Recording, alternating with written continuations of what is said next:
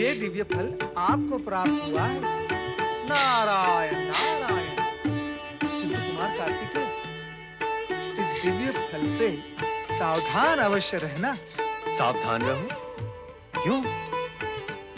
माता ने तो मुझे बताया कि ये दिव्य फल आपने ही पिता महादेव को भेंट किया था, और अब आप ही इस फल से सावधान रहने की मंत्रणा दे रहे हैं। यदि कोई रहस्यमय कारण हो तो बताने की कृपा करें देवर्षि। इस फल के विषय में विशेष ज्ञान तो आपको ही होगा। नारायण नारायण। कुमार कार्तिकेय, आप भी मेरे समान बाल ब्रह्मचारी ही हैं। इस दिव्य फल के जब से मैं संपर्क में आया हूं, नहीं, जब से ये दिव्य फल मेरे संपर्क में आया है, तब से लेकर अभी तक मेरा अनुभव यह है कि ये फल केवल वे ही दृश्य दिखाता है जिसमें प्रेम तत्व प्रधान हो, अथवा देवियों के दृश्य प्रधान। तो इसका कुप्रभाव हम पर क्यों पड़ेगा? पड़ सकता है कुमार, अवश्य पड़ सकता है, क्योंकि कुप्रभाव की गति और शक्ति इतनी तीव्र और प्रबल होती है कि उसके आक्रमण से बचना बड़े-बड़े शूरवीरों के लिए असंभव होता है। पृथ्वीलोक से लेकर स्वर्गलोक तक उसकी काली छाया से कोई नहीं बच पाया कुमार। देवर्षि, हो सकता है आप जो कह रहे हैं सत्य होगा। सत्य होगा नहीं कुमार, सत्य ही है। मान लेता हूं कि सत्य है, तो अब आप भी इस सत्य को मान लें कि कुप्रभाव का आक्रमण प्राणी पर तभी होता है जब वो कुमति से ग्रस्त हो अथवा कुकर्मों में लिप्त हो। प्राणी की कुमति जब तक कुकर्म का साथ नहीं देती, तब तक कुप्रभाव प्राणी को किंचित भी प्रभावित नहीं कर सकता, तनिक भी हानि नहीं पहुंचा सकता। धन्य है कुमार कार्तिकेय, आप धन्य हैं। आपसे ऐसी ही आशा थी। भगवान भोलेनाथ की असीम कृपा से आप सुमति के स्वामी और सत्कर्मों से जुड़े हैं। निश्चित ही आप पर इस दिव्य फल का कुप्रभाव संभव ही नहीं। फिर भी आपने मुझे इससे सावधान करने की आवश्यकता समझी। कहा न कुमार, इस दिव्य फल के विषय में मेरा अनुभव कटु रहा है। मुझे यह भय था कि इस दिव्य फल को बार-बार देखने पर आप जैसे नैष्ठिक ब्रह्मचारी का मन कहीं मेरे समान उद्विग्न न हो जाए। किंतु देवर्षि, मैंने कुछ समय पूर्व इस दिव्य फल में गणेश को बुद्धि सिद्धि के साथ देखा, किंतु उसमें प्रेम तत्व जैसा कोई भाव ही नहीं था। इसके विपरीत गणेश उदास थे और बुद्धि सिद्धि कारण पूछ रही थी, उन्हें समझाने मनाने का प्रयत्न कर रही थी। नारायण नारायण।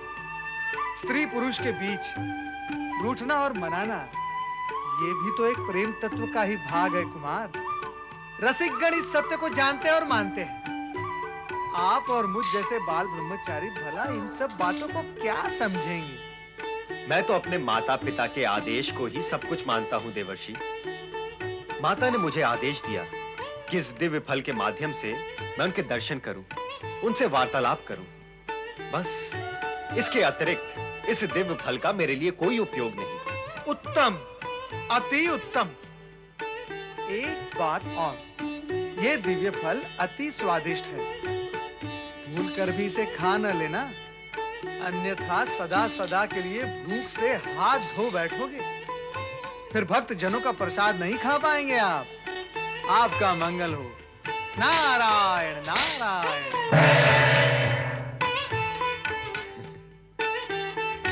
आपने जो कुछ भी कहा वो सब तो मैं पहले से ही जानता था देवर्षि। इस फल का माता पिता के दर्शन के अतिरिक्त अन्य कोई उपयोग नहीं है।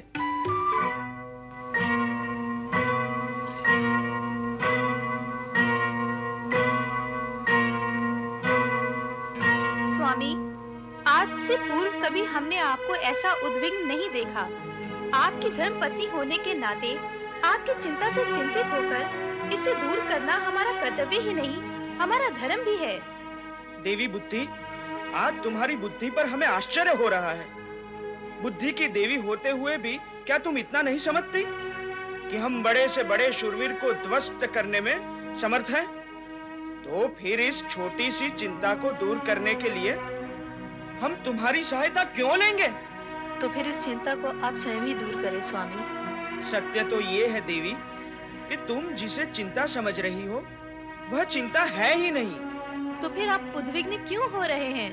मैं तो यह सोच सोच कर उद्विग्न हो रहा हूँ कि कहीं हमसे किसी का अनर्थ न हो जाए। पिता शिव और माता पार्वती ने हमें मंगल मूर्ति का पद प्रदान किया है। ऐसी स्थिति में हमारे द्वारा किसी का अमंगल हो ये हम नहीं चाहते। नारायण नारायण। प्रणाम गणेश महाराज। प्रणाम देवर्षि। कल्याण भव। हमने आपकी आज्ञा का पालन किया है देवर्षि। आपने स्वयं देखा कि हम कैलाश गए थे। किंतु देवर्षि, जब से हम कैलाश से लौटे हैं, मंगल मूर्ति न जाने क्यों उद्विग्न है। बार बार पूछने पर भी इस विषय में कुछ नहीं बताते। गणेश जी की उद्विग्नता के विषय में सुनकर ही तो मैं यहाँ दौड़ा दौड़ा आया हूँ।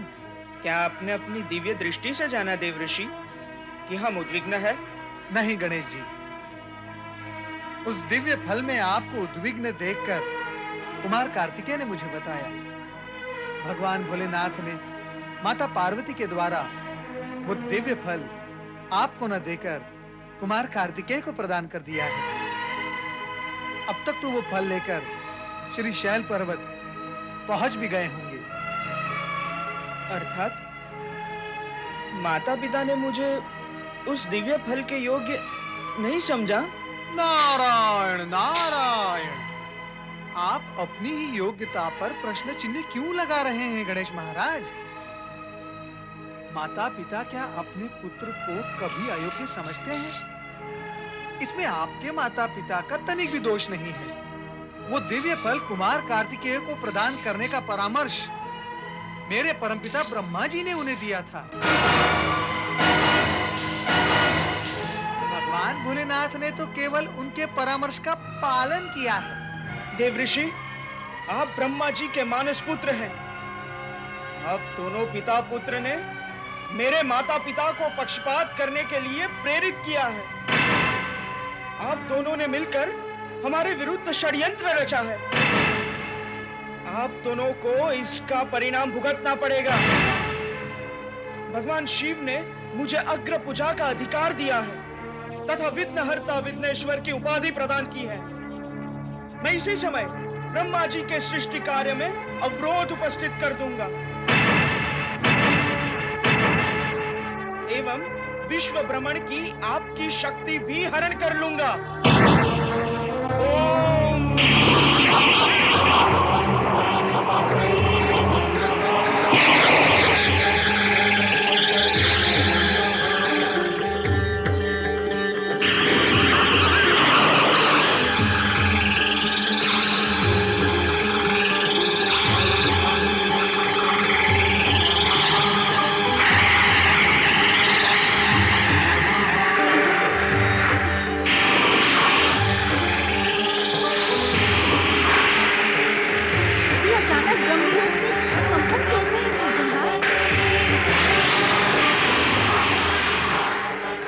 गणेश के क्रोध का परिणाम है जो हम पर अकारण प्रकट हो रहा है। हमें शीघ्र ही उनके क्रोध को शांत करने का उपाय करना होगा देवी। क्या है वो उपाय? गणेश के क्रोध को केवल शिव शंकर ही शांत कर सकते हैं। शांत हो जाइए गणेश जी, आप शांत हो जाइए, शांत हो जाइए। शांत हो जाइए। क्रोध को त्याग दे स्वामी। आप सर्वप्रथम स्थिति की सत्यता को जान लें। हाँ स्वामी, संभव है वैसा ना हो जैसा आप समझ रहे हैं। स्थिति पर पुनः विचार करें स्वामी। आप तो विघ्नहर्ता है। विघ्न उत्पन्न करने में आपकी शोभा नहीं है श्री गणेश। यदि आप शांत नहीं हुए तो संपूर्ण जगत में प्रलय आ जाएगा। हमारा क्रोध ब्रह्मदेव या ब्रह्मलोक पर नहीं है और ना ही उनकी सृष्टि पर। तो फिर आपका क्रोध किस पर है श्री गणेश? निर्माण कार्य पर। सृष्टि का निर्माण कार्य रुक गया है और ब्रह्मदेव ब्रह्मलोक से अदृश्य हो चुके हैं। किंतु आप मेरा विश्व भ्रमण ना रोके, अन्यथा मेरे प्राण अवरुद्ध हो जाएंगे श्री गणेश। मैं सर्वथा निर्दोष हूँ। आपके क्रोध के इस कारण में मैं कहीं भी नहीं हूँ श्री गणेश। हाँ स्वामी, देवऋषि सर्वथा निर्दोष हैं। ये भला आपके विरुद्ध षड्यंत्र क्यों रचाएंगे? देवऋषि, भविष्य में सावधान रहें। मैं तो सदा सावधान ही रहता हूँ। मेरे जितना सावधान तो संपूर्ण जगत में अन्य कोई है ही नहीं। मेरा नाम नारद न होकर सावधान होना चाहिए था गणेश महाराज। इतना सावधान रहने पर भी मैं अकारण कहीं न कहीं कष्ट में पड़ ही जाता हूँ। सोचता हूँ जो प्राणी असावधान रहते हैं उनकी क्या गति होती होगी। गणपति महाराज, अब आप मुझे आज्ञा दे, मैं चलता हूँ। नारायण नारायण। प्रिय पुत्र गणेश, शीघ्र ही कैलाश पर चले। हम तुम्हारी प्रतीक्षा कर रहे हैं। गजानन, तुरंत कैलाश आओ, हम तुम्हारी प्रतीक्षा कर रहे हैं। पिता शिव और माता पार्वती ने आपको तुरंत बुलाया है स्वामी। माता पिता की आज्ञा का पालन तो करना ही होगा स्वामी। स्वामी, क्या हम भी आपके साथ कैलाश चलें? कदापि नहीं, हम अकेले ही वहां जाएंगे। ऐसा लगता है कि संकट में फंसे ब्रह्मा जी ने ही पिता शिव को हमें बुलाने में विवश किया है।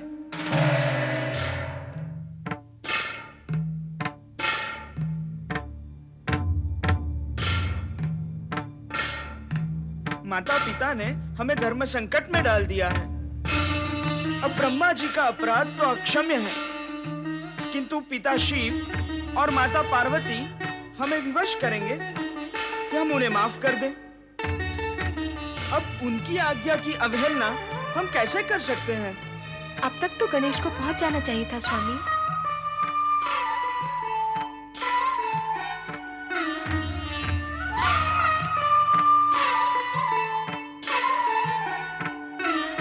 देखो रोहिणी, गजमुख गणेश पशु के समान किस प्रकार उद्विग्नता में अपनी सूंड से खेल रहे हैं। बेचारी बुद्धि सिद्धि के भाग्य में सूंडधारी गणेश ही लिखा था।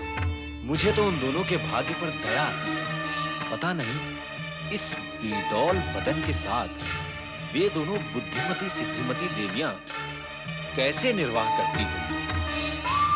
हमें तो उनके भाग्य पर दया आती है।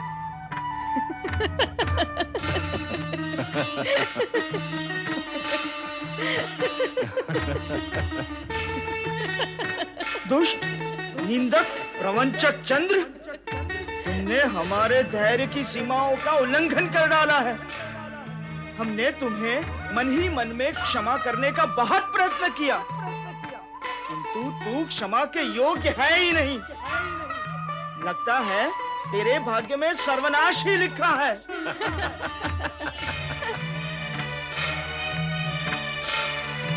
जा, हम तुम्हें श्राप देते हैं। चंद्रलोक से तेरा पतन हो जाए, तेरी सारी ज्योत्सनाएं क्षीण क्षीण हो जाए,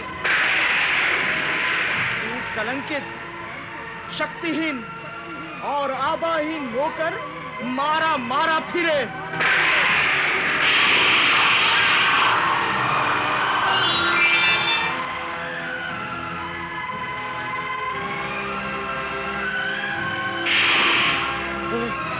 स्वामी,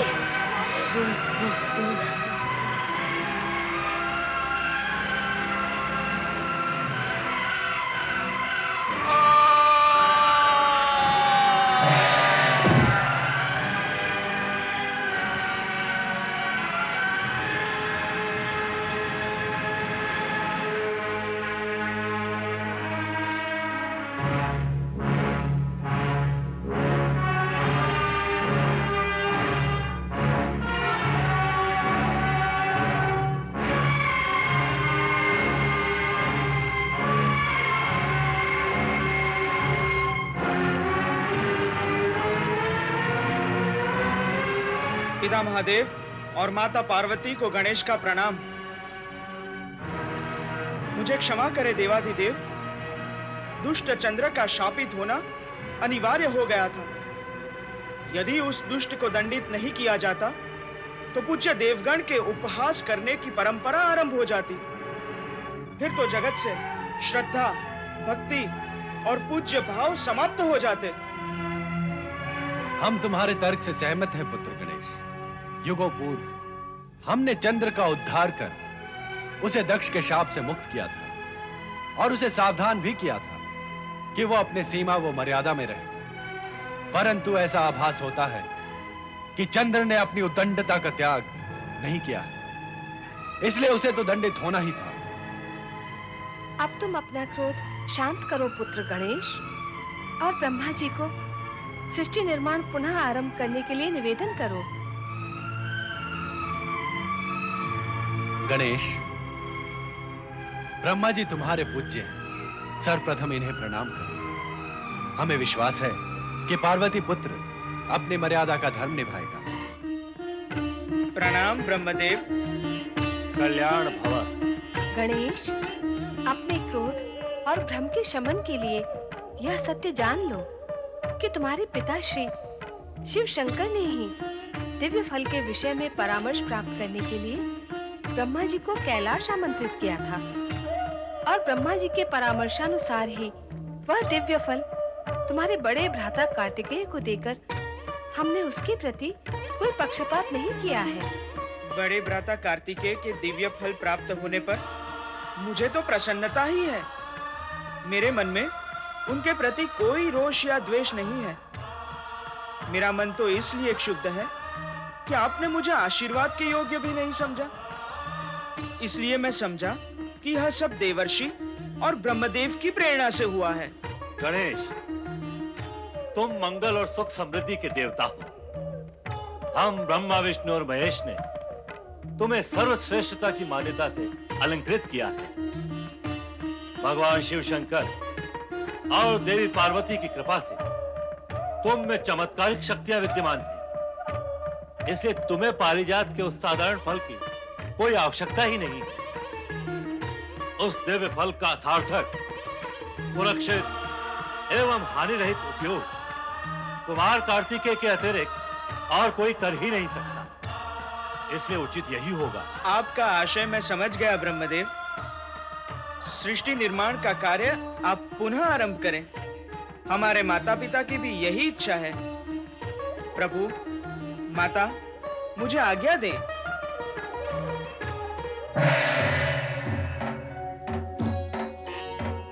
स्वामी, आपने गणेश से चंद्र को शाप मुक्त करने के लिए कुछ नहीं कहा। देवी, यदि हम गणेश के हर कार्य में हस्तक्षेप करेंगे तो उसकी सर्व पूज्यता बाधित होगी।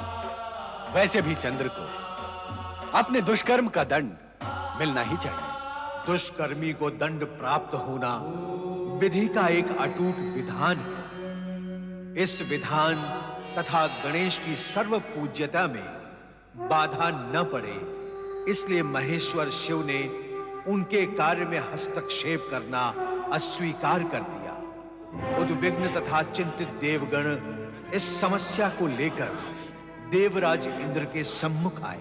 चंद्रदेव के उद्धार का तुरंत उपाय होना चाहिए। गुरुदेव, हमारे साथी चंद्रदेव और उनकी पत्नी रोहिणी पतित और कांतिहीन होकर समुद्र तट पर पड़े पड़े विलाप कर रहे हैं और हम कुछ भी नहीं कर सकते। कृपा कर उनके उद्धार का कुछ उपाय करें गुरुदेव। हमारी बुद्धि भी साथ नहीं दे रही है देवराज। अब गणेश का कोप कैसे शांत किया जाए, इस विषय में कोई स्पष्ट मार्ग नहीं दिख रहा है। कुछ उपाय तो करना ही होगा गुरुदेव। अब इसके लिए तो हमें भगवान शिव और माता पार्वती की शरण में ही जाना होगा। नारायण नारायण, जय जय ब्रह्मदेव। नारायण नारायण, जय जय ब्रह्मदेव। प्रणाम देवगुरु। प्रणाम देव। कल्याण भव। देवगुरु, मेरे विचार से श्री गणेश के क्रोध को शांत करने का एकमात्र उपाय श्री गणेश की आराधना ही है। परंतु तुम कहां से आ रहे हो नारद? परम पिता ब्रह्मा जी के दर्शन करके ब्रह्मलोक से हम आ रहे हैं। परम पिता ब्रह्मा जी का यह मानना है कि भगवान भोलेनाथ और माता पार्वती इस कार्य में हस्तक्षेप नहीं करेंगे। इसीलिए श्री गणेश आराधना ही चंद्र रोहिणी को श्री गणेश के शाप से मुक्त कर सकती है। नारद का परामर्श मुझे उचित जान पड़ता है देवराज। अतः आप चंद्रदेव और रोहिणी के पास जाएं और उनसे गणेश की विधिवत आराधना करने के लिए कहें। ये क्या हो गया? क्या हो गया स्वामी? मैं क्या करूं? कहाँ जाऊं? गणेश जी के इस कठोर शाप से आपका उद्धार कैसे होगा? कैसे होगा स्वामी? प्रिय, ऐसा लगता है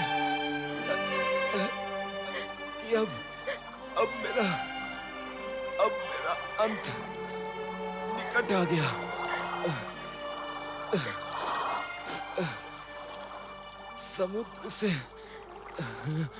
समुद्र से उत्पन्न मैं चंद्र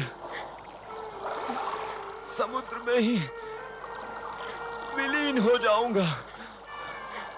नहीं। अब मेरा अस्तित्व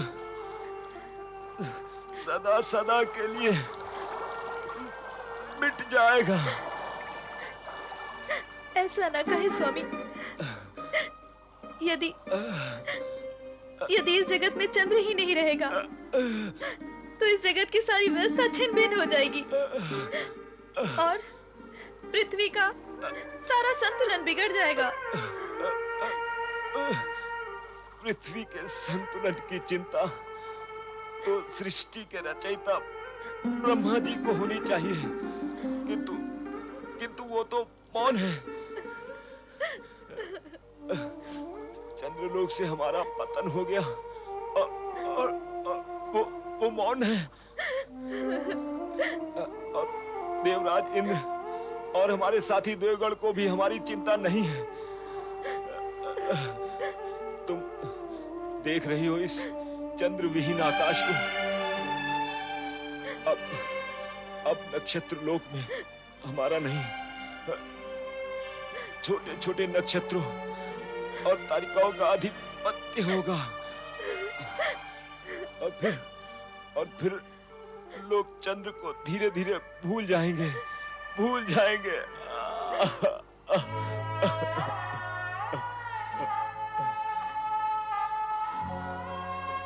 नहीं स्वामी, मैं ऐसा कभी नहीं होने दूंगी। युगों पूर्व जब मेरे पिता श्री दक्ष प्रजापति के शाप से आप रोगग्रस्त हुए थे, तब भगवान शिव ने ही आपका उद्धार करके सोमनाथ ज्योतिर्लिंग की स्थापना की थी। और इस बार भी भगवान शिव ही हमारा उद्धार करेंगे। आओ स्वामी, हम दोनों मिलकर ओम नमः शिवाय का जाप करते हुए भगवान शिव को पुकारें। वे अवश्य ही हमारा संकट दूर करेंगे। आओ स्वामी। स्वामी उठे। ये क्या हो गया स्वामी? स्वामी उठे। स्वामी।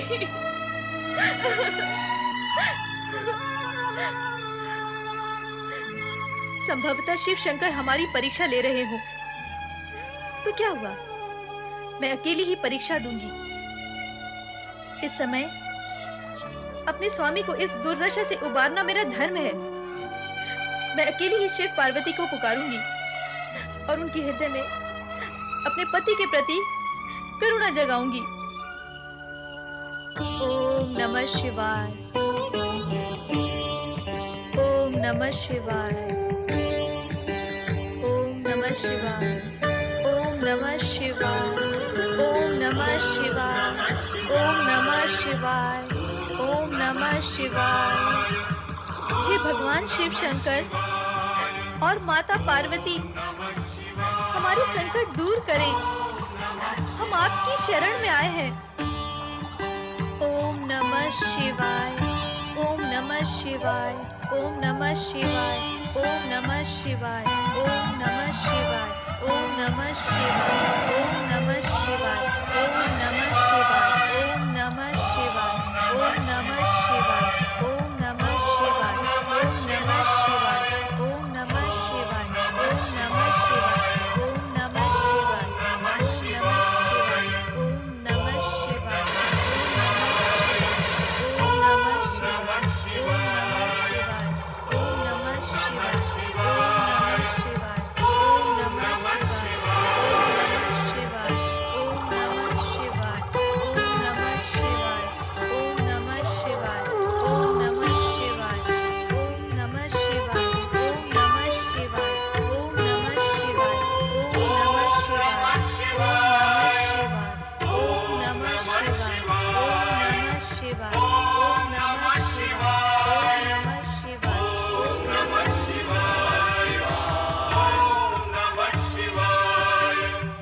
के ईश्वर, देवी पार्वती कहाँ है?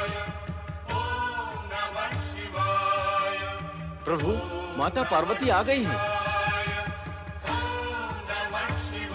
स्वामी, मैं चंद्रदेव की दुर्दशा के विषय में विचार कर रही थी कि अचानक मुझे रोहिणी की पुकार सुनाई दी। उन दोनों की सहायता करें स्वामी। हम तुमसे पहले ही कह चुके हैं कि हम गणेश के इस कृत्य में किसी भी प्रकार का हस्तक्षेप नहीं करेंगे। और फिर चंद्रदेव ने अपराध किया है, उसे देव निंदा का दुष्परिणाम भोगना ही होगा।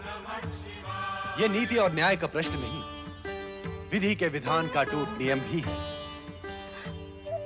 स्वामी, रोहिणी का आर्तनाद अब मुझसे सुना नहीं जाता। बताएं मैं क्या करूं? देवी पार्वती, तुम स्वयं शक्ति का अवतार हो। अपने कर्तव्य का निर्धारण भी स्वयं कर सकती हो। आपका अभिप्राय है कि मुझे रोहिणी की सहायता के लिए जाना चाहिए? हमारे शब्दों में हमारा नहीं, अपना अभिप्राय खोजो देवी। हम न तो तुम्हें वहां जाने को कहेंगे और न ही तुम्हें वहां जाने से रोकेंगे।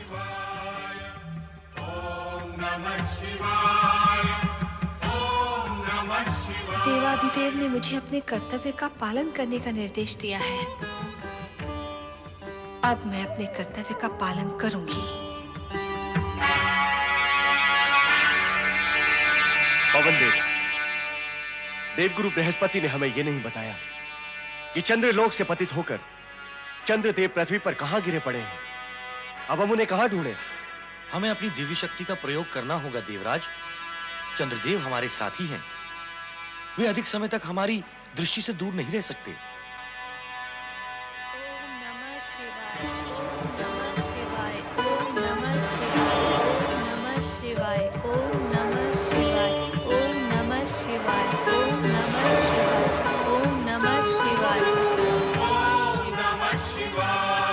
चंद्रदेव और रोहिणी वहां समुद्र तट पर पड़े।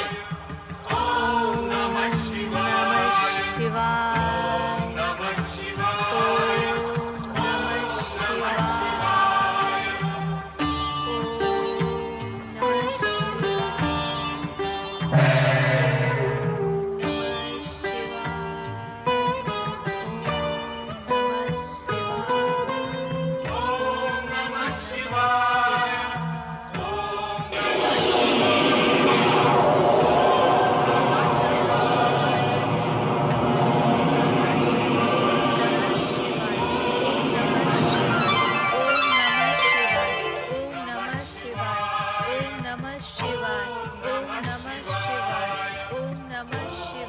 आंखें खोलो रोहिणी।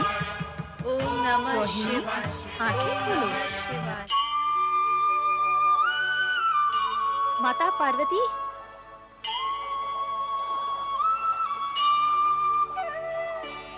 उठो रोहिणी, उठो। तुम्हारा इस संकट से मुक्त होने का उपाय मैं तुम्हें बताऊंगी। तुम्हें कुछ समय के लिए धैर्य धारण करना होगा रोहिणी। मैं अपने स्वामी भगवान शिव की आज्ञा से बंधी हूँ। चाहूँ तो मैं इसी समय चंद्र को पूर्व रूप प्रदान कर सकती हूँ, परंतु मैं गणेश के कार्य में हस्तक्षेप नहीं कर सकती। उत्तम तो यही होगा कि तुम दोनों मिलकर ओम गं गणपतये नमः इस मंत्र का जाप करके गणेश का आवाहन करो। वे तुम पर अवश्य प्रसन्न होंगे और तुम्हारे स्वामी को श्राप मुक्त करेंगे। माता, मेरे पति श्राप के प्रभाव से अचेत हो गए हैं। वे गणेश जी की आराधना कैसे कर सकेंगे?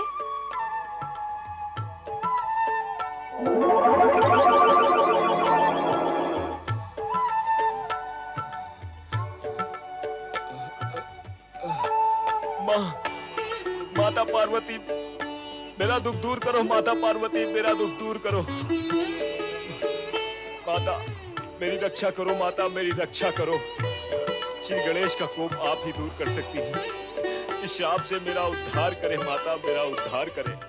तुम्हारे उद्धार का उपाय मैंने रोहिणी को बता दिया है, किंतु सावधान, भविष्य में फिर ऐसी भूल न करना। किसी का उपहास करना और उसके मन को ठेस पहुंचाना दुर्व्यवहार है। तुम अपने दुर्व्यवहार का ही दंड भोग रहे हो। मेरे बताए गए उपाय से तुम अवश्य ही शाप मुक्त हो जाओगे। तुम्हारा कल्याण हो।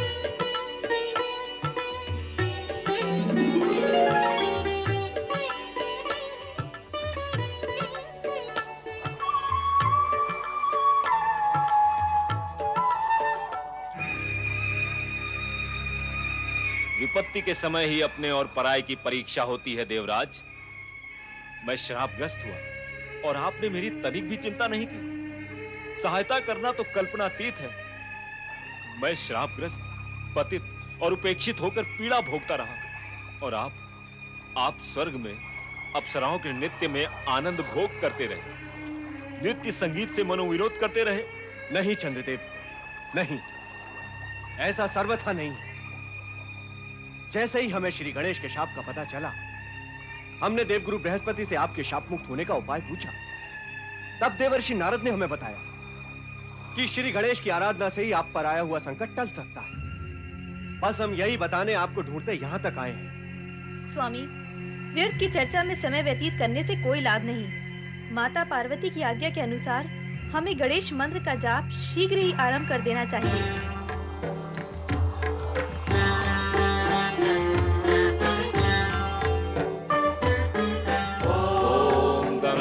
गणपते नमः। ओम गं गणपते नमः।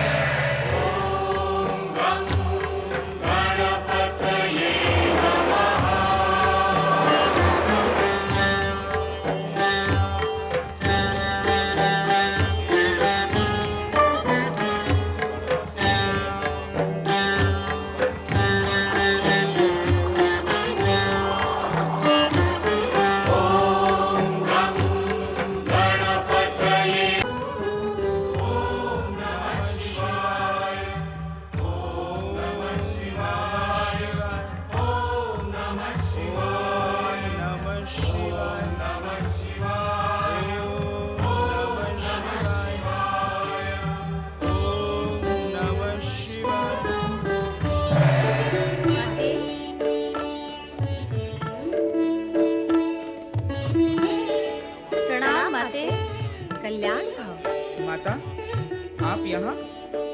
आपकी आज्ञा मिलने पर मैं स्वयं आपके चरण और शरज में उपस्थित हो जाता। आपने क्यों कष्ट किया? माता को भी कभी-कभी अपने पुत्र की चिंता करनी चाहिए गणेश।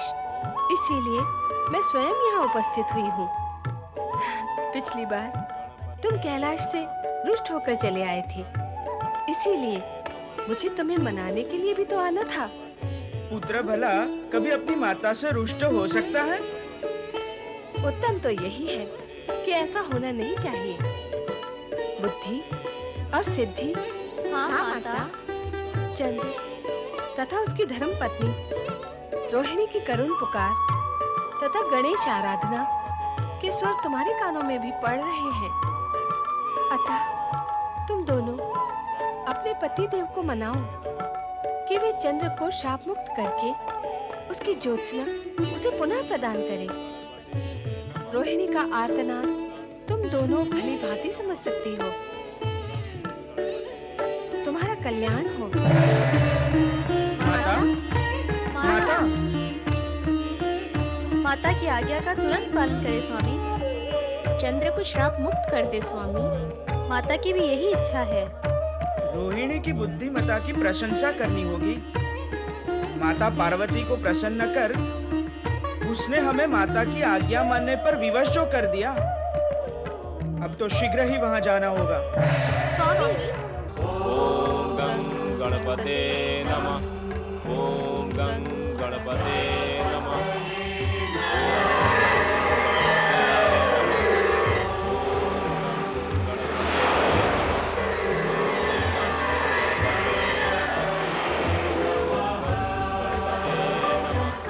चंद्रदेव, रोहिणी, जय श्री गणेश। जय श्री गणेश। जय श्री गणेश। जय श्री गणेश। जय श्री गणेश। चंद्रदेव, माता पार्वती की कृपा से आपके प्रायश्चित की अवधि बहुत कम हो गई है। अन्यथा युगों तक आप शाप मुक्त न हो पाते। मैं अपने उस कुकृत्य पर बहुत लज्जित हूँ श्री गणेश। मैं प्रायश्चित की अग्नि में जल रहा हूँ। मुझे नहीं ज्ञात था कि किसी का उपहास करके उसके मन को कितनी पीड़ा होती है। मुझे तो यह भी ज्ञात नहीं था कि प्रतिक्रिया स्वरूप समय आने पर उपहास करने वाले के तन और मन को कितनी पीड़ा होती है। पीड़ा भोगने के बाद अब मुझे ज्ञात हुआ है, यदि उपहास करने का कुकृत्य करने से पूर्व मुझे ये ज्ञात होता तो मुझे ये पीड़ा ना भोगनी पड़ती। मैं आपका अपराधी हूं श्री गणेश। भविष्य में फिर ऐसी भूल कदापि नहीं होगी। मुझे क्षमा करें, मुझे क्षमा करें, मुझे क्षमा करें। आप जैसे सर्व पूज्य और अग्र पूजा के अधिकारी देव श्रेष्ठ का उपहास करना हमारा अज्ञान और बुद्धिहीनता थी श्री गणेश। आज ये सत्य स्पष्ट हो गया है कि निम्न कोटि के विचार और बुद्धि वाले अपनी श्रेष्ठता सिद्ध करने के लिए अपने से श्रेष्ठ प्राणियों का उपहास करते हैं। ऐसे अथवा हम जैसे प्राणी किसी का उपहास करते समय इस सत्य को भूल जाते हैं कि हम कितनी बुद्धिहीनता का व्यवहार कर रहे हैं। हम स्वयं छोटे हैं और किसी का उपहास करके हम छोटेपन और ओछेपन का परिचय ही दे रहे हैं। हमारा अपराध यद्यपि अक्षम्य है, किंतु भविष्य में ऐसी धृष्टता और बुद्धिहीनता का आचरण हम कभी नहीं करेंगे श्री गणेश।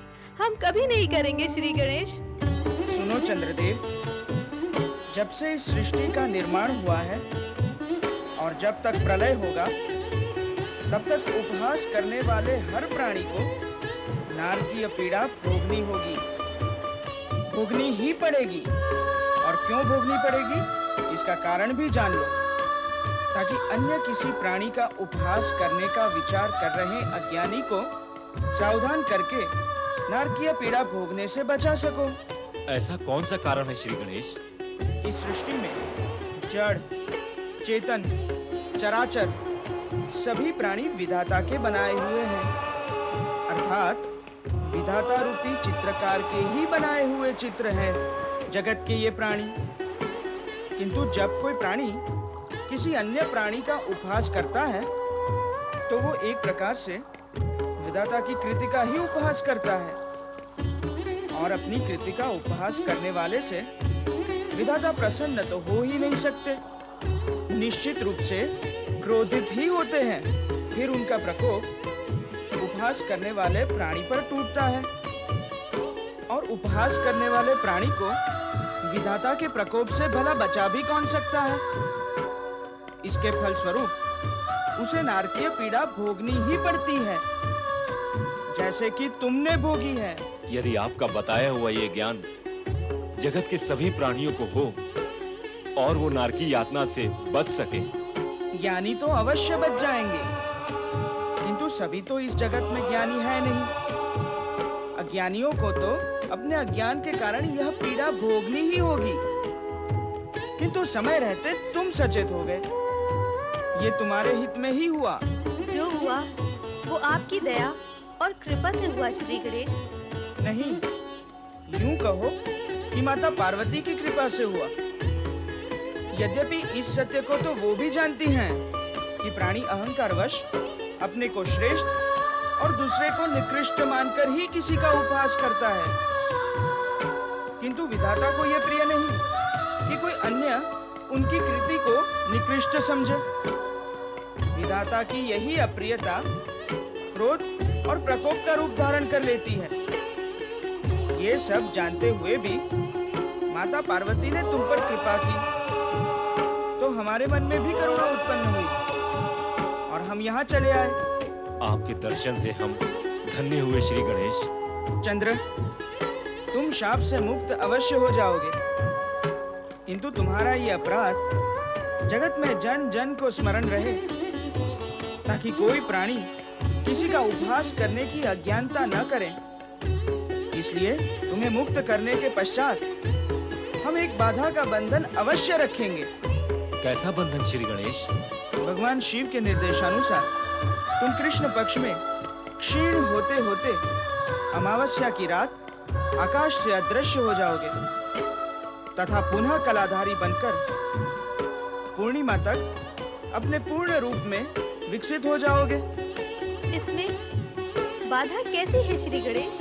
वर्ष में एक बार हमारे जन्मदिन पर भाद्रपद शुक्ल चतुर्थी की रात्रि में जो कोई प्राणी चंद्र को देखेगा वो किसी न किसी कलंक का भागी होगा और उस पर निर्दोष होते हुए भी कोई आरोप अवश्य लगेगा।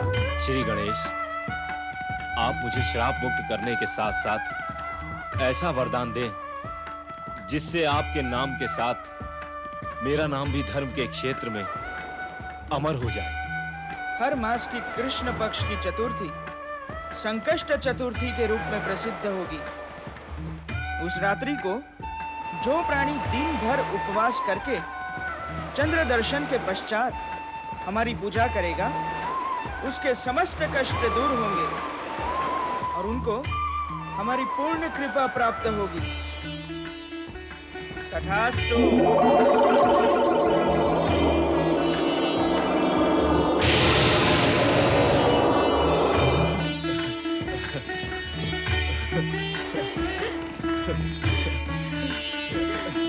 जय गणेश।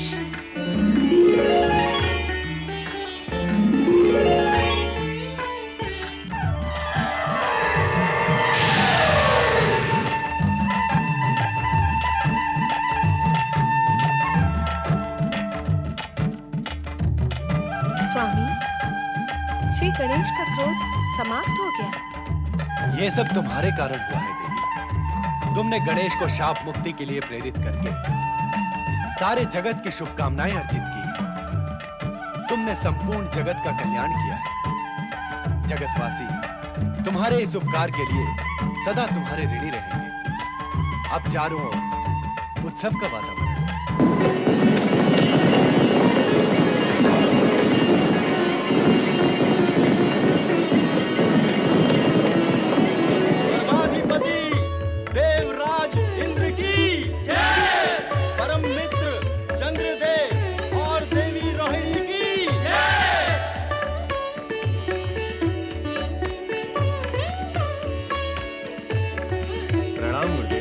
पधारे गुरुदेव, आपका स्वागत है। प्रणाम स्वीकार करें ऋषिवर। प्रणाम गुरुदेव। इस हर्षोल्लास से ऐसा प्रतीत होता है कि आज स्वर्गलोक में आनंदोत्सव का आयोजन है। हाँ, आज तो स्वर्गलोक में धूम मची हुई है। ऐसा ही है ऋषिवर। मित्र चंद्रदेव श्री गणेश के शाप से मुक्त हुए। इसी उपलक्ष्य में हमने आज स्वर्ग में नृत्य व संगीत के उत्सव का आयोजन किया है, इसीलिए आपको भी आमंत्रित किया है। उत्तम, अति उत्तम। देवदूत, आपके दोनों परम शिष्य देवर्षि नारद और मुनि पर्वत आपके साथ क्यों नहीं पधारे? वे दोनों मित्र साथ साथ विश्व भ्रमण के लिए गए। देवराज, आपने पहचाना इन्हें? ये हैं ऋषि वामदेव, हमारे परम मित्र। हमने अपनी ओर से इन्हें स्वर्ग में आमंत्रित किया है। ये अपनी सिद्धि एवं तप के बल पे स्वर्ग तक पहुंचे हैं। इनका सम्मान करें देवराज। देवगुरु, चंद्रदेव व देवी रोहिणी के साथ इनका भी स्वागत हो जाएगा। आप पधारे। गंधर्व क्रौंच का प्रणाम स्वीकार करें ऋषिवर। ऋषिवर, आप आसन ग्रहण करें।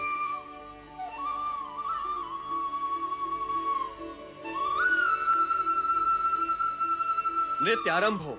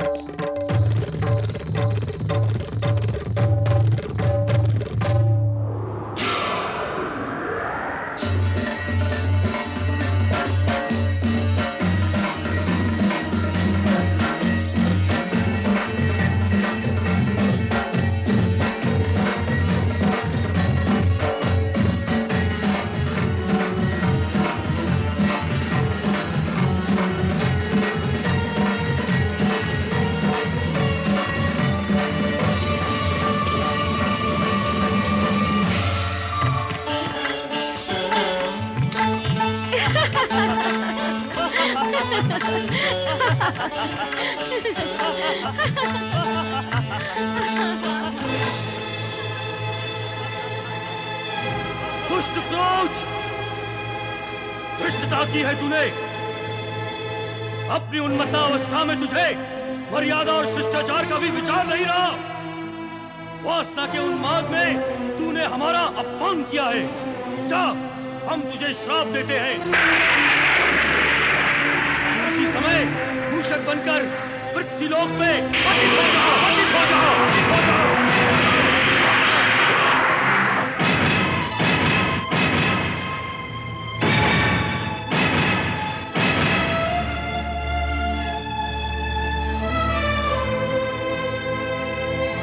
क्षमा करें ऋषिवर, क्षमा करें। क्रौंच गंधर्व की तनिक सी भूल का इतना कठोर दंड ना दें। आपका अपमान करना क्रौच गंधर्व का उद्देश्य नहीं था ऋषिवर। क्रोध को क्षमा कर दे पूज्यवर, क्षमा कर दे। आप तो तप, ज्ञान और क्षमा का भंडार हैं। आपकी क्षमा से क्रौंच को नया जीवन प्राप्त होगा ऋषिवर। अपना शाप वापस ले ले ऋषिवर।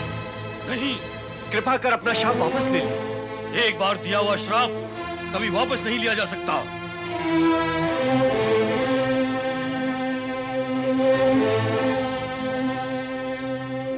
ऋषिवर, यदि कौच गांधर्व को आप श्राप मुक्त नहीं कर सकते, तो कृपा कर उसकी श्राप की मुक्ति का उपाय तो बता दें। अन्यथा देव सभा के सम्मुख मैं ही दोष का भागी माना जाऊंगा, क्योंकि आपको यहां लाने का आग्रह मेरा ही था और आप मेरे साथ ही यहां आए।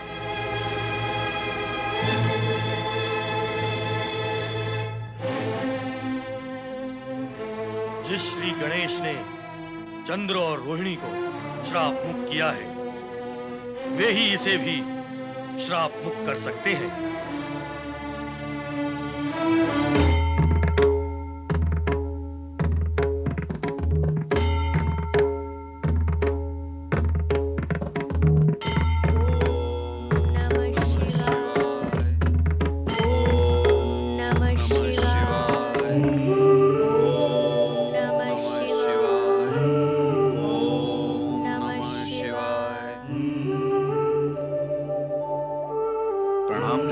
प्रणाम ऋषिवर, आपका स्वागत है।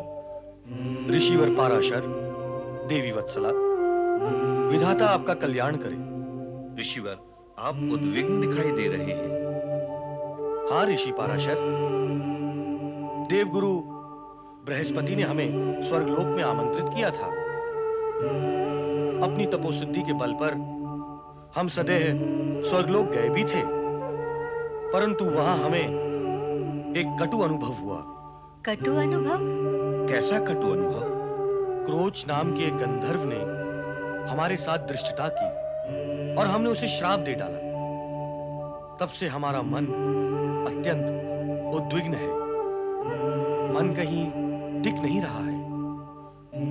सर्वविदित है कि अपनी व्यथा दूसरों को ज्ञात कराने से तनिक शांति का अनुभव होता है।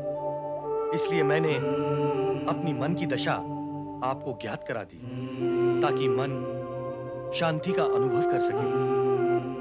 अच्छा, अब हम चलेंगे।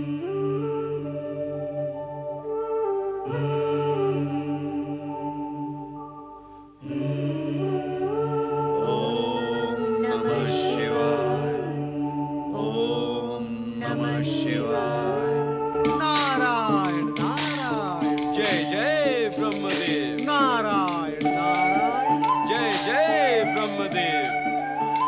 मित्र नारद, स्वर्गलोक के महोत्सव हेतु तुम्हें तो आमंत्रण मिला ही होगा। क्यों? क्या उस उत्सव का आमंत्रण तुम्हें मिला था? मुझ योगी को ऐसे उत्सव में कौन बुलाएगा भला? नारायण नारायण। तो मैं क्या भोगी हूँ जो मुझे बुलाया जाता?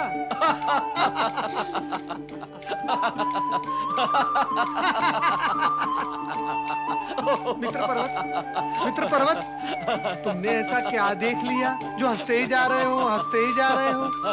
योगी और भोगी की बात सुनकर सहसा मुझे उस दृश्य का स्मरण हो उठा। हाँ?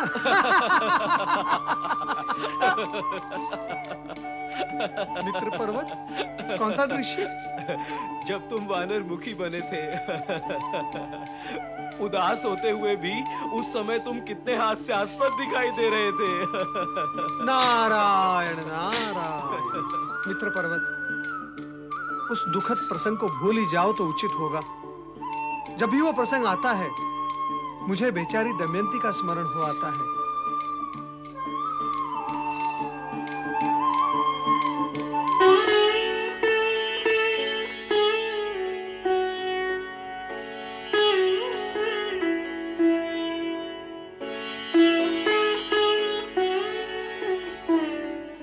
नारायण नारायण। चंद्रदेव, श्राप मुक्त होने के पश्चात भी आप उदास क्यों हैं? देवर्षि, देवराज इंद्र ने स्वर्ग लोक में हमारे श्राप मुक्त होने के उपलक्ष्य में संगीत और नृत्य का उत्सव आयोजित किया था। वहाँ एक दुर्घटना हो गई, इसलिए हम दुखी हैं। दुर्घटना? कैसी दुर्घटना? वहां गंधर्व क्रोच का हाथ ऋषि वामदेव के हाथ से टकरा गया, तो उन्होंने क्रोच को श्राप देकर मूषक बना दिया। और अंत में उन्होंने बताया कि श्री गणेश द्वारा ही मूषक का उद्धार होगा। देवर्षि, कृपा करके ये संदेश श्री गणेश तक पहुंचा दें, तो क्रौंच गंधर्व का उद्धार हो सकेगा और हम भी स्वयं को दोष मुक्त समझ लेंगे। ना ना ना ना ना ना ना ना। श्री गणेश तो पहले से ही मुझसे रुष्ट हैं। ऐसे में मैं उनके पास जाऊं, ये उचित नहीं। आप तो मुझे क्षमा ही करें। तो फिर भला गंधर्व क्रोच मूषक रूप से मुक्त कैसे होंगे?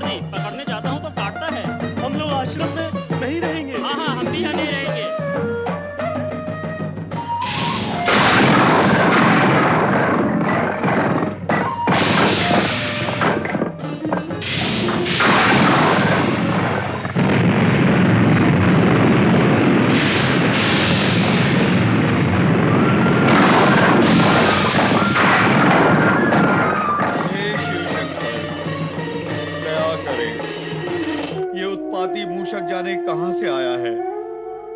हमारे सारे आश्रम में उपद्रव मचा दिया इसने। दया करे। हे भोलेनाथ, इस मूषक ने सारा आश्रम उजाड़ डाला है। इसके आतंक से आश्रम का सारा वातावरण भयभीत हो गया है। हे प्रभु, कृपा करे, इसका उपद्रव शांत करे। इस मूषक का उपद्रव शांत करे प्रभु, शांत करे।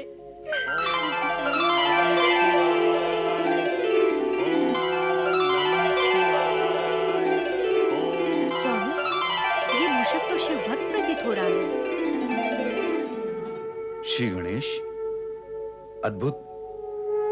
स्वामी, ये गणेश भक्त मूषक इस बात का संकेत कर रहा है कि हमें इस कष्ट से बचने के लिए भगवान श्री गणेश की आराधना करनी होगी। इसका रहस्य तो भगवान शिव ही बता सकते हैं। ओम नमः शिवाय। जय भोलेनाथ, जय शिव शंकर, जय माता पार्वती। आए ऋषि पराशर। माता, इस मूषक से हमारी रक्षा करें। मूषक? मूषक से रक्षा? हाँ माता, वो साधारण मूषक नहीं, अत्यंत बलवान और उत्पाती मूषक है। सारे आश्रम को ध्वस्त कर दिया है उसने। सभी शिष्य उसके आतंक से पलायन कर गए हैं।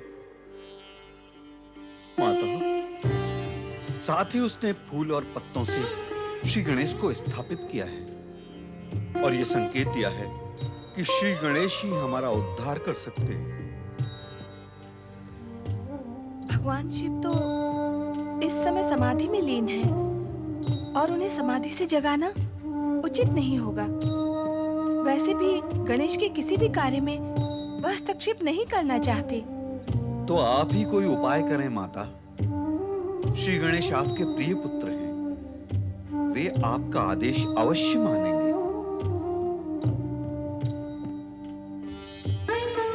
पुत्र गणेश, पुत्र गणेश, पुत्र गणेश, पुत्र गणेश, शीघ्र ही कैलाश पर उपस्थित, शीघ्र ही कैलाश पर उपस्थित हो, कैलाश पर उपस्थित हो, कैलाश पर उपस्थित हो।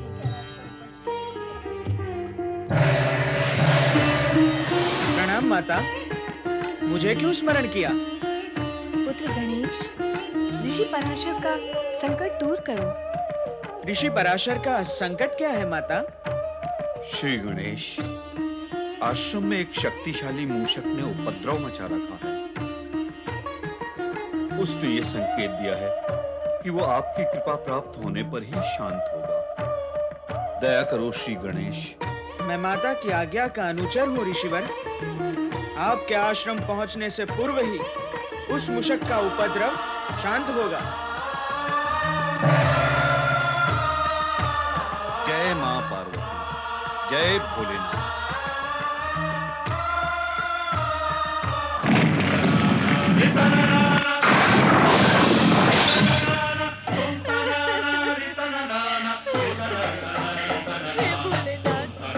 हे शिव शंकर, मैं क्या करूं?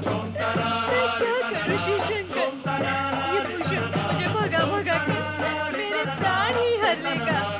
हे भोलेनाथ, इसका उपाय करें। हे प्रभु, इसका उपाय करें।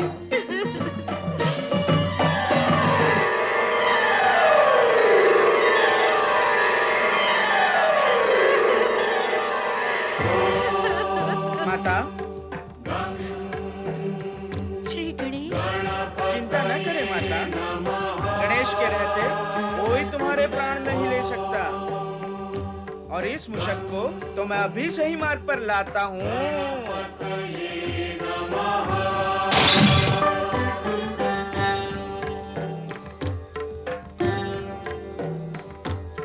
भाग भाग भाग। हाँ, भाग भाग बच्चू। अरे बच्चू भाग के कहाँ जाएगा?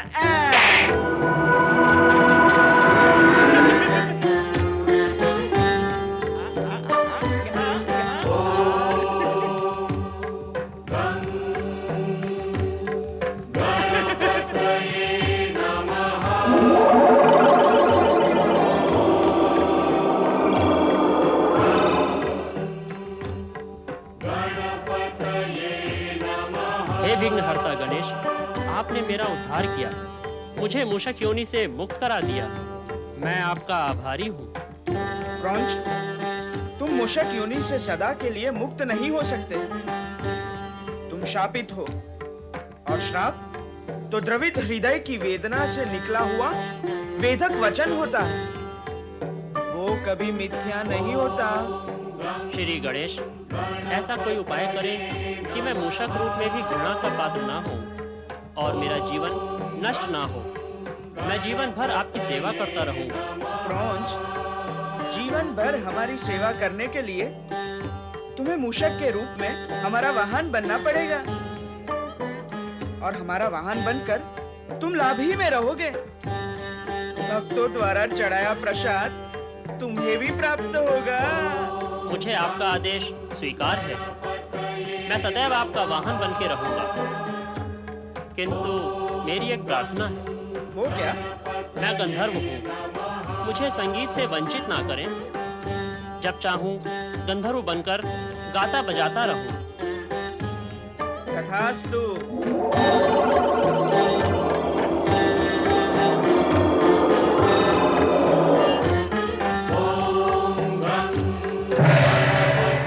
हम आपके आभारी हैं श्री गणेश। पार्वती नंदन श्री गणेश की जय। जय। विघ्नहर्ता श्री गणेश की जय।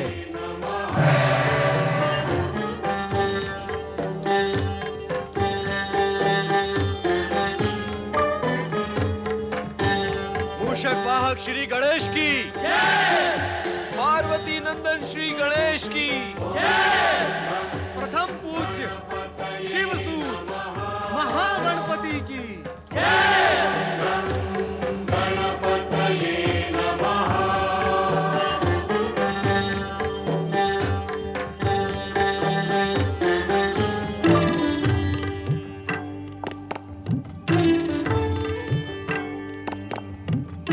प्रणाम पिता महादेव, प्रणाम माता पार्वती। वामदेव के श्राप से क्रौंच को विशेष हानि नहीं हुई, किंतु विशेष लाभ अवश्य हुआ है। उनका श्राप न मिलता तो गणेश का वाहन बनने का सौभाग्य कैसे मिलता?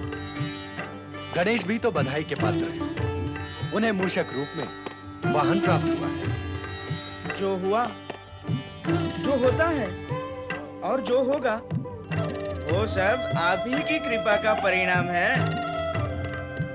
अब मुझे गणेश लोक जाने की आज्ञा दें प्रभु।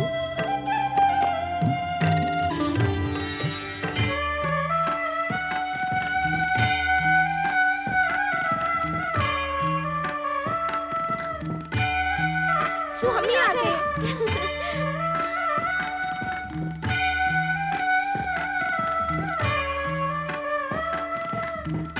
स्वामी, मूषक वाहन? ये मूषक हमारा वाहन बनकर रहेगा। ओम गं गणपतियै नमः। पति परमेश्वराय नमो नमः।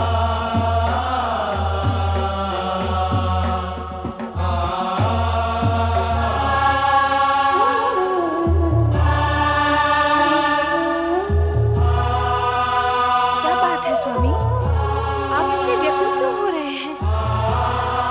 ध्यान में होते हुए भी आपके होंठ क्यों कांप रहे हैं? स्वामी, स्वामी आंखें खोले। स्वामी, स्वामी कुछ तो बोले स्वामी।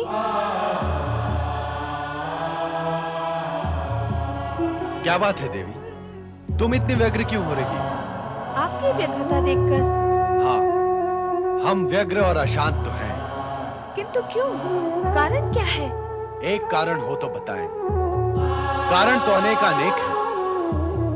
इस जगत में देव, दानव, मानव कोई भी अनाचार अथवा अत्याचार से अछूता नहीं है। ये सभी समय समय पर अवसर पाते ही स्वार्थवश अथवा भोगवश उद्दंड होकर नैतिकता की मर्यादित सीमाओं का उल्लंघन करते हैं। इससे जगत में हाहाकार बढ़ता है और हम अशांत हो जाते हैं। स्वामी, आपने जिस सत्य का अनुभव किया वह कहा। अब मैं भी अपने अनुभव का सत्य कहूं। अवश्य कहो देवी। इस जगत में होने वाले समस्त अनाचारों, अत्याचारों और अनैतिक कार्यों को आपके अतिरिक्त अन्य कौन रोक सकता है? देवी, हमने निश्चय किया है कि इस बार अपने अंश से एक ऐसा रुद्रावतार उत्पन्न करेंगे जिसके भय से प्राणी अनुचित कार्यों से विरक्त हो जाए। न्याय, नीति तथा सत्य का उल्लंघन करने से पहले उसे उसके परिणाम का भय हो। कारण कि परिणाम का भय विचार कर प्राणी अनैतिक व अनुचित कार्यों से दूर रहता है। अनैतिक व अनुचित कार्य वे ही प्राणी करते हैं जो परिणाम के भय से अनभिज्ञ हो। स्वामी, आपका विचार एवं निश्चय उत्तम और कल्याणकारी है। देवी, तुम तो जानती हो कि हम रुद्र हैं, संहार की देवता हैं। अपने अंश से उत्पन्न होने वाले उस रुद्रावतार के माध्यम से हम अपनी संहारक शक्ति को रचनात्मक रूप प्रदान करेंगे।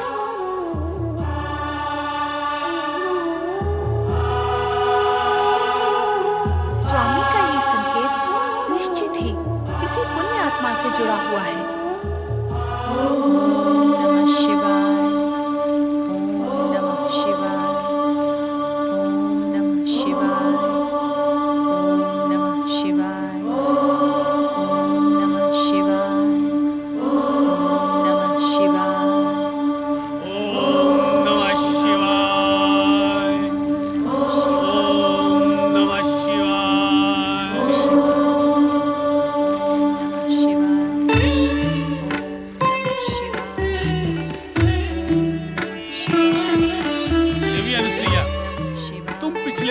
दिनों से निरंतर शिव आराधना कर रही हो। हमारे बार बार समझाने पर भी तुमने पिछले 7 दिनों से अन्न जल ग्रहण नहीं किया।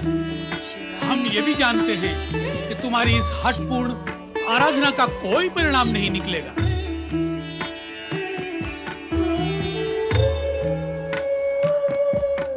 आप मेरे स्वामी हैं, इसलिए आपकी किसी भी बात का मैं प्रतिरोध नहीं करूंगी। किंतु मुझे दुख इस बात का है कि ब्रह्मा जी से उत्पन्न श्रेष्ठ सप्तर्षियों में प्रमुख होते हुए भी आप अत्रि ऋषि अपनी साध्वी पत्नी की संतान कामना पूर्ण करने में उपेक्षा क्यों दिखा रहे हैं? इस सत्य को तो आप भली भांति जानते हैं कि नारी के मन में छुपी ममता को संतुष्टि तभी मिलती है जब उसकी गोद भरी हो। क्या आप ये भी नहीं जानते कि अपनी संतान का मुख देखे बिना नारी जीवन की कोई सार्थकता नहीं है? फिर भी आप ऐसे कठोर वचन कहते हैं कि मेरी आराधना का कोई परिणाम नहीं होगा। देवी अनुसुईया, तुम्हारे सतीत्व के तेज से समस्त जगत परिचित है, किंतु हम इस कटु सत्य से मुक्त नहीं हो सकते कि हमारे भाग्य में अपनी संतान का सुख नहीं है। ये हम अपने दिव्य ज्ञान के बल से जान चुके हैं। अब जैसी तुम्हारी इच्छा तुम करो, हम तुमसे कुछ नहीं कहेंगे।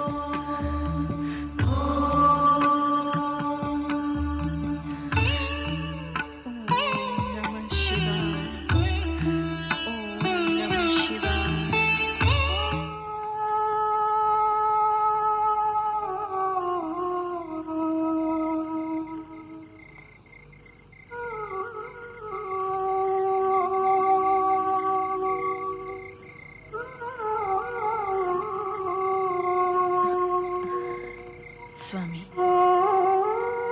मैंने सदा मन, वचन, कर्म से आपकी सेवा की है।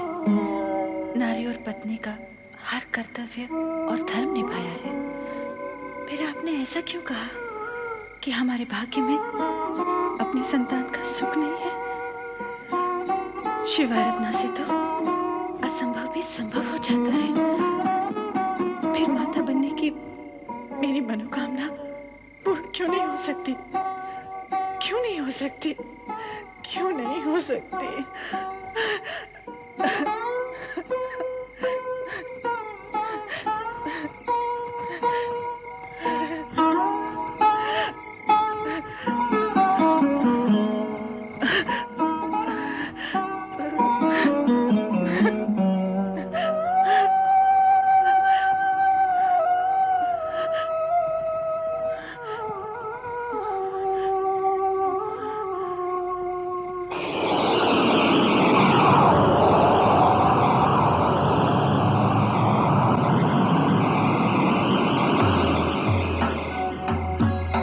देवी अनसुईया, जागो। हम तुमसे कुछ कहने के लिए यहाँ उपस्थित हुए हैं। आओ सती अनसुईया, हमें तुमसे कुछ कहना है।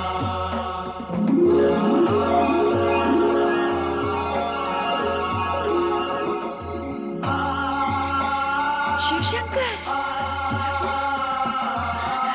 प्रणाम देवाधिदेव, प्रणाम। हे भोलेनाथ, हे शिवशंकर, प्रभु प्रभु, क्या मेरी मात्र कामना कभी पूर्ण नहीं होगी? तुम्हारे इसी प्रश्न के समाधान के लिए हम यहाँ प्रकट हुए हैं। तुम्हारे सतीत्व तेज के प्रभाव से संपूर्ण जगत ही नहीं, अपितु जगत के नियंता त्रिदेव भी प्रभावित हैं। इसीलिए शीघ्र ही ऐसा अवसर आएगा जब तुम ब्रह्मा, विष्णु, महेश इन तीनों की माता बनो। मैं माँ, ब्रह्मा, विष्णु, महेश की माता मैं बनूंगी? कब? कैसे प्रभु? ये हम तुम्हें अभी नहीं बता सकते देवी।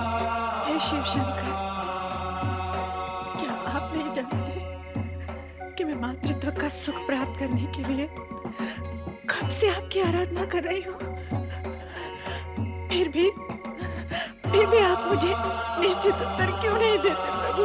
देवी, तुम्हारे प्रश्न का उत्तर तुम्हारी तपस्या और साधना पर निर्भर है। किंतु भगवान, तपस्या रत रहने के उपरांत भी मेरे स्वामी ने मुझसे ये क्यों कहा कि अपने संतान का सुख हमारे भाग्य में नहीं है? उन्होंने सत्य ही कहा है अनसुईया। तुम अपनी कुक्षी से किसी भी बालक को जन्म नहीं दोगी, परंतु जगदम्बा से भी ऊंचा पद प्राप्त करोगी। तुम जगत की माता नहीं, जगत के नियंताओं की माता बनोगी। इसलिए अब अपनी स्वयं की संतान को प्राप्त करने की कामना को त्याग कर महान त्रिदेवों की माता बनने के उद्देश्य से तपस्या आरंभ करो। तुम्हारी तपस्या अवश्य सफल होगी। भोलेनाथ,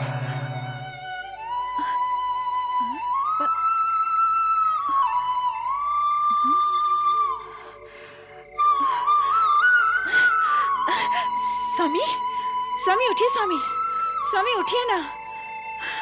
क्या हुआ अनसुईया? स्वामी, अभी मैंने एक अद्भुत स्वप्न देखा और स्वप्न में भगवान शिव शंकर को देखा। ये स्वप्न तो अत्यंत शुभ है। कहाँ देखा तुमने भगवान शिव शंकर को? यही अपने आश्रम के आंगन में। उन्होंने मुझे अपने पास बुलाया और आदेश दिया कि मैं तपस्या करूं। तपस्या? वो तो तुम करती ही हो। भगवान शिव ने कहा कि मैं जगत की नियंता ब्रह्मा, विष्णु और महेश की माता बनूंगी। जगत की माता से भी उच्च स्थान होगा मेरा, जगत के नियंताओं की माता। लगातार अखंड शिव की आराधना करने वाली अनसुईया को स्वप्न में शिव दिखाई दे और उससे मनोकामना की बात करें तो इसमें आश्चर्य कैसा? हर प्राणी के स्वप्न में उसके अपने विचारों का प्रतिरूप होता है अनसुईया। तो क्या स्वामी, भगवान शिव की भविष्यवाणी सत्य सिद्ध नहीं होगी? ये तुम्हारी आस्था पर निर्भर करता है। इस विषय में मैं कुछ नहीं कह सकता।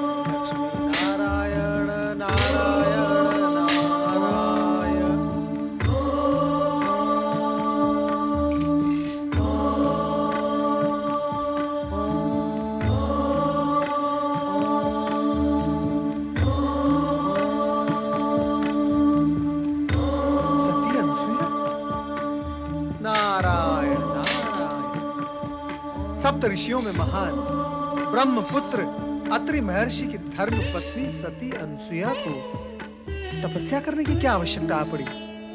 आश्चर्य है। देवर्षि, आप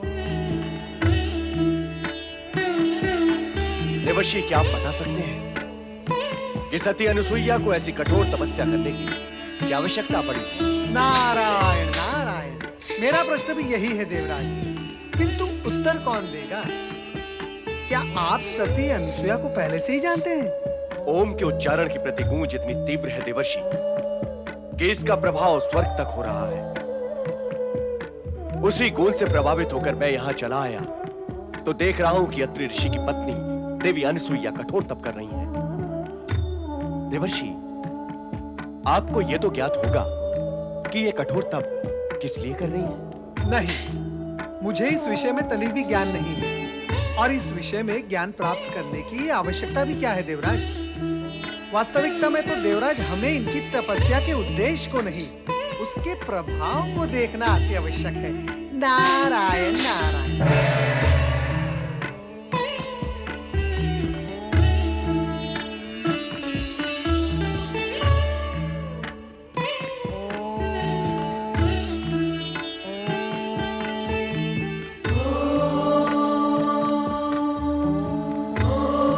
देवी अनुसुईया, मेरी बात मानो, ये कठोर तपस्या त्याग दो और मेरे साथ आश्रम लौट चलो।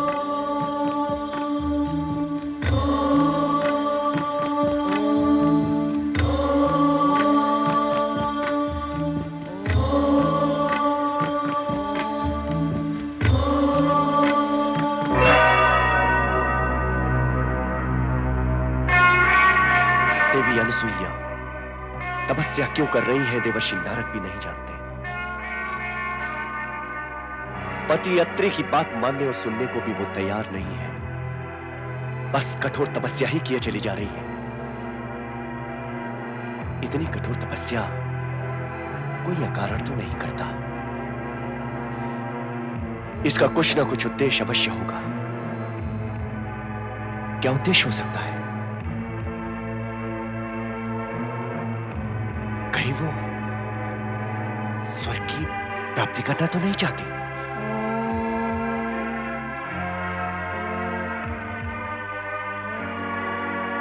देवर्षि ने इन्हें सती अनुसुईया कहा, तो क्यों ना इनके सतीत्व की परीक्षा ली जाए।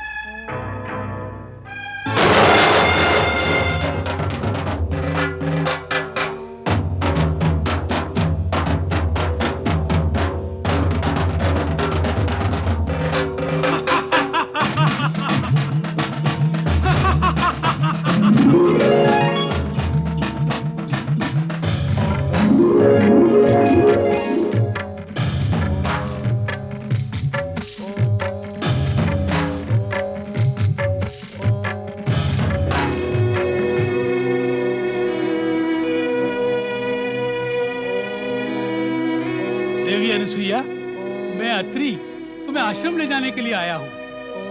इस कठोर तपस्या का त्याग कर आश्रम चलकर स्वर्ग के सुख का भोग करो। जिस सुख की प्राप्ति के लिए तुम ये तपस्या कर रही हो, वो सुख मैं तुम्हें दूंगा।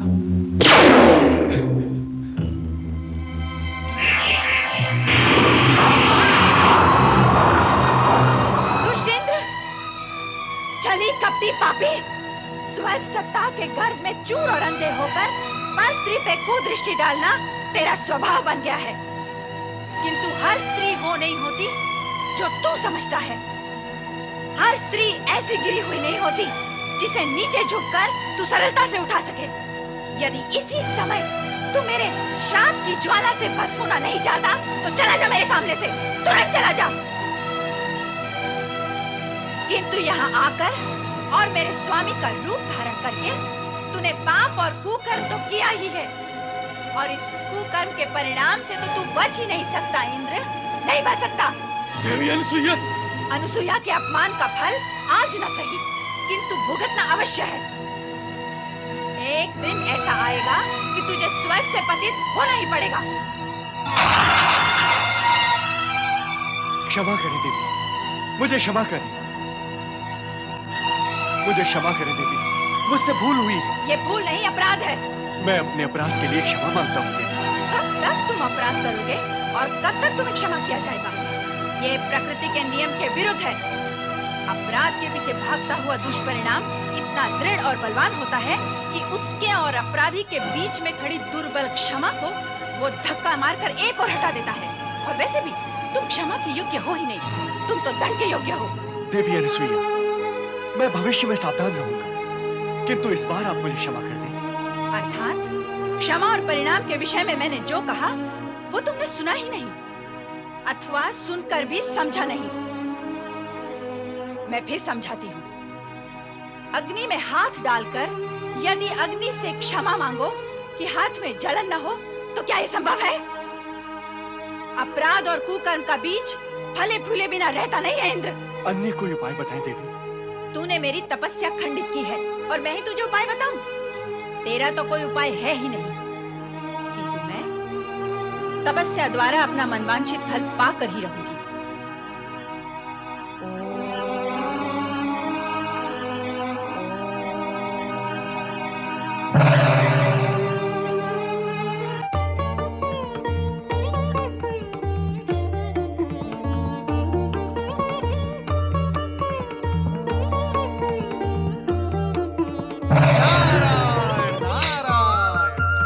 परमपिता, अपने पुत्र नारद का प्रणाम स्वीकार करें। देवी अनसुया की तपस्या दिन प्रतिदिन उग्र से उग्रतर होती जा रही है। परमपिता, अब तो ये आपके वरदान से ही शांत होगी।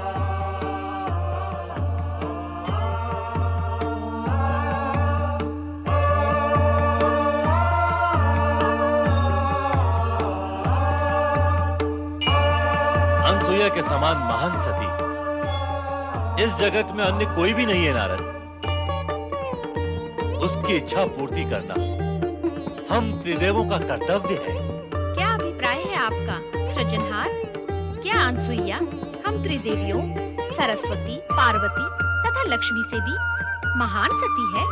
सत्य तो यही है कि सतीत्व के विषय में उनकी समानता तुम तीनों में से कोई भी नहीं कर सकता।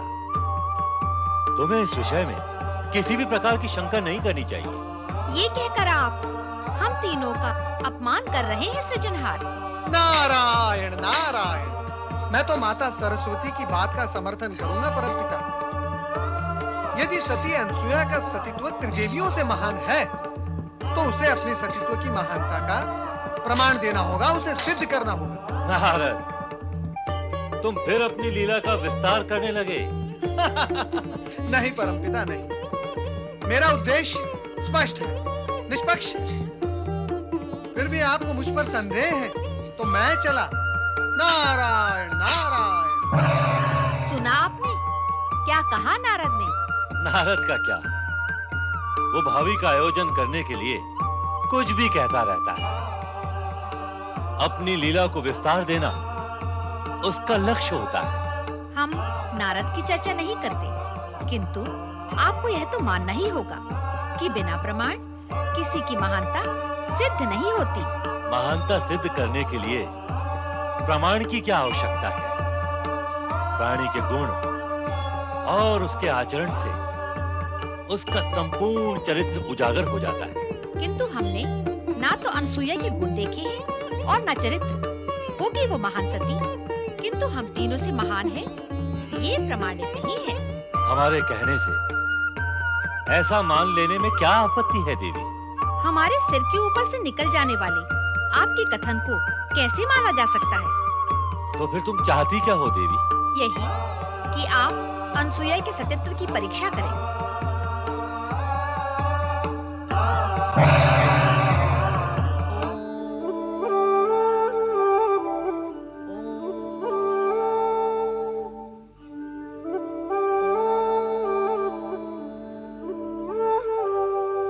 स्वामी, ये ओम का निनाद कैसा हो रहा है? सतियों में सर्वश्रेष्ठ सती अनुसुईया का वो तपस्या करके अपने सतीत्व का प्रकाश तीनों लोक में प्रसारित कर रही है। नारायण नारायण। प्रभु आपने जो कहा मैं भी उसी का अनुभव कर रहा हूँ। हाँ नारद, तुम क्या अनुभव कर रहे हो? नारायण नारायण, यही माता कि सतियों में सर्वश्रेष्ठ सती अनसुया अपनी तपस्या द्वारा सतीत्व का प्रकाश तीनों लोक में प्रसारित कर रही है। कैसे कर लिया तुमने ये अनुभव? हमने तो अब तक कुछ भी अनुभव नहीं किया। हाँ, इसकी चर्चा तो सर्वत्र है। ब्रह्मलोक से यही चर्चा सुनकर आ रहा हूं मैं। और माता, वहां ब्रह्मलोक में माता सरस्वती और परमपिता ब्रह्मा जी के बीच इस विषय को लेकर विवाद भी आरंभ हो गया है। कैसा विवाद? परमपिता ब्रह्मा जी का यह कहना है कि जगत की सर्वश्रेष्ठ सती अनसुया है, जबकि माता सरस्वती इसे मानने के लिए तैयार ही नहीं। नारायण नारायण। सरस्वती ही क्यों? ये बात मैं भी मानने के लिए तैयार नहीं हूँ। माता सरस्वती ने तो यहाँ तक हट पकड़ ली है कि अनसुया को अपने सतीत्व की महानता का प्रमाण देना होगा। हाँ स्वामी, सतीत्व की श्रेष्ठता का प्रमाण तो अनसुया को देना ही होगा।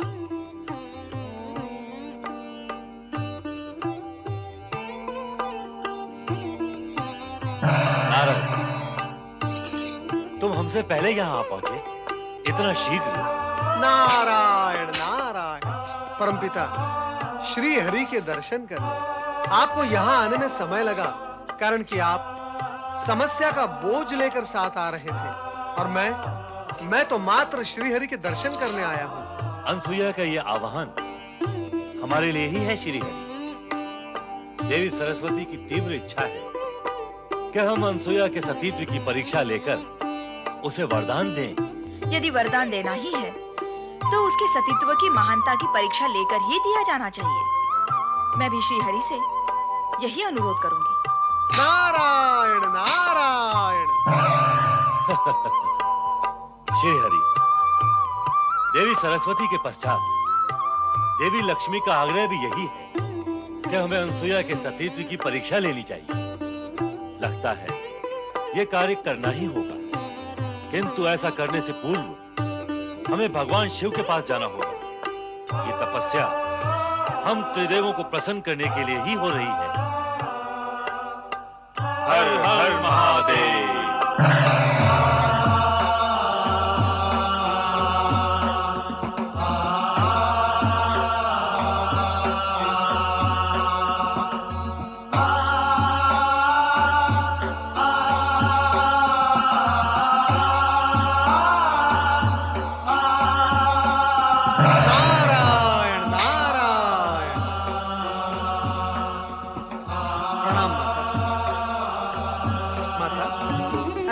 होता है कि सती अनुसुया की तपस्या एवं आह्वान का तीव्र स्वर सुनकर आपके मन में उत्सुकता जागृत हो गई है।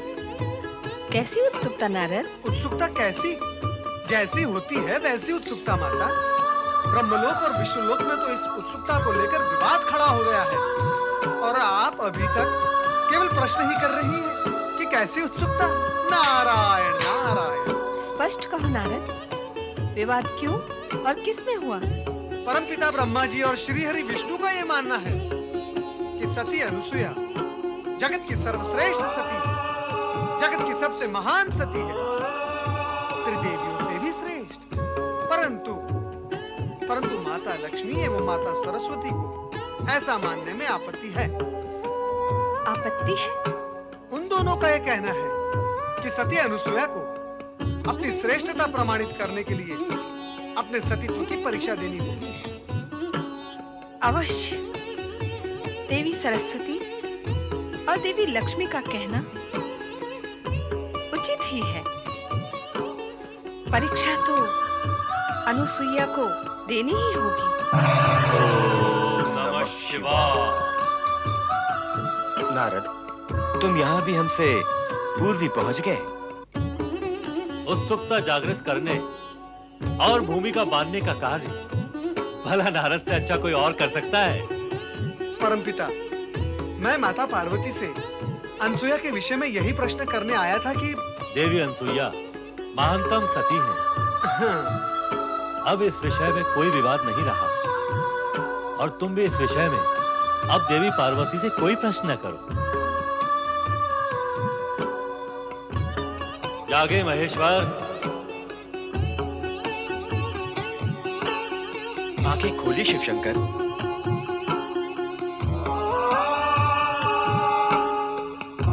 हम दोनों आपकी सेवा में एक विशेष उद्देश्य से यहाँ उपस्थित हुए हैं।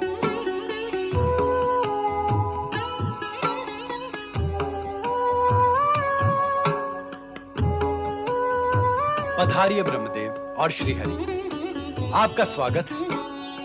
स्वामी, क्या ये सत्य है कि देवी अनुसुईया हम त्रिदेवियों से भी महान सती है? देवी, इसमें आपको कोई शंका है? हाँ, मुझे विश्वास नहीं होता है। अविश्वास का कारण? देवी, आप महान हैं, स्वयं शक्ति का अवतार है। आप सत्य पर विश्वास न करें, यह असंभव है। इस सत्य को हम तीनों भली भांति जानते हैं कि अत्रि पत्नी देवी अनसुईया से श्रेष्ठ अन्य कोई सती इस जगत में नहीं है। बिना सिद्ध और प्रमाणित हुए श्रेष्ठता और महानता को कैसे स्वीकारा जा सकता है स्वामी? जब तक आप त्रिदेव मिलकर अनुसुईया के सतीत्व की कड़ी से कड़ी परीक्षा नहीं लेते, तब तक हम त्रिदेवियां इस सत्य को स्वीकार नहीं करेंगी। यदि आप तीनों की यही इच्छा है, तो हम अनसुईया की परीक्षा अवश्य लेंगे। उसकी तपस्या का उत्तर देने तो हमें अवश्य जाना ही है। जाकर परीक्षा भी ले लेंगे। देवी सरस्वती भी यही चाहती है और देवी लक्ष्मी का भी यही अनुरोध है। हम तीनों त्रिदेवियों की इच्छा का पालन करने के लिए प्रतिबद्ध हैं।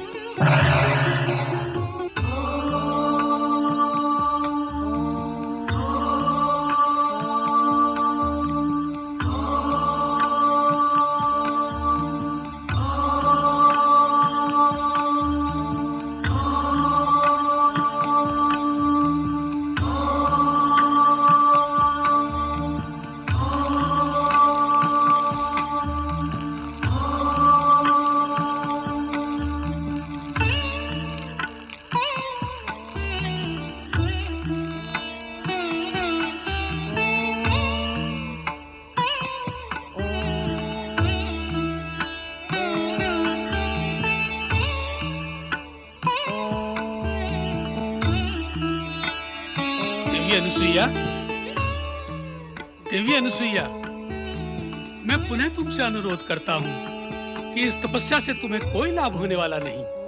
ब्रह्मा, विष्णु, महेश अजन्मा है। वो किसी माता के गर्भ से जन्म नहीं लेते। तुम्हारा प्रयास व्यर्थ है।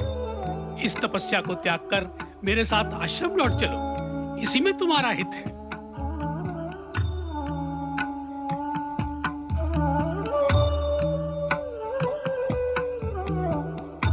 इस प्रकार वेधक दृष्टि से मेरी ओर क्यों देख रही हो अनुसुईया? क्या भी मेरी बात तुम्हें अनुचित लगी?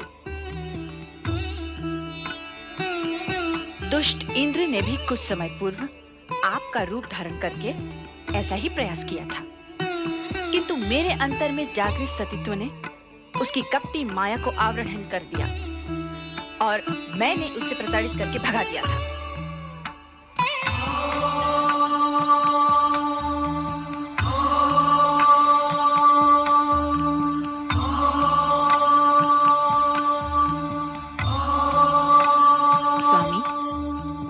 पति की आज्ञा का पालन करना हर सती का परम धर्म और कर्तव्य है। मैं आपका अनुरोध अस्वीकार नहीं करूंगी, परंतु मुझे पूर्ण विश्वास है कि मेरी तपस्या व्यर्थ नहीं जाएगी। मेरी मनोकामना त्रिदेवों को पूर्ण करनी ही होगी।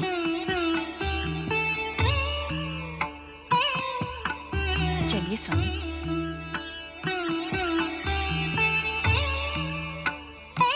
अनसुईया को हम तीनों पर अटूट विश्वास है, किंतु उसकी मनोकामना पूर्ण करने से पूर्व हमें उसकी परीक्षा लेनी होगी। और वैसे भी त्रिदेवियों के अनुरोध को हम त्रिदेव अस्वीकार कैसे कर सकते हैं? अनसुईया की परीक्षा लेने से पूर्व हमें अपना वेश बदलना होगा। हम उसकी परीक्षा इसी वेश में तो नहीं ले सकते।